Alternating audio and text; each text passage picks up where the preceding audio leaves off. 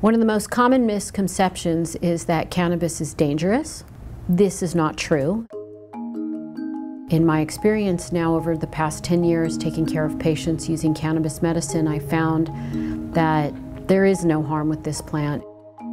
My mission statement is to make sure that people have the best information to make the best choices so that they can medicate wisely and that they are able to access medicine in a safe, legal, and compassionate environment. The people coming into my office are people who are seeking help with their medical condition.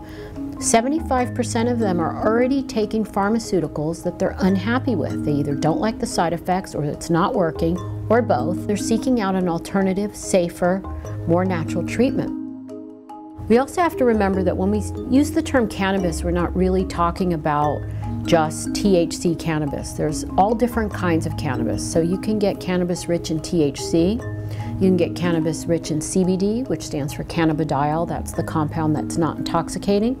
It does have some psychoactive effects in that it can help with anxiety and depression. However, it won't make you, quote, stoned. If you look only at the science, the only conclusion you can come up with is that this is medicine for some people and that it's very safe.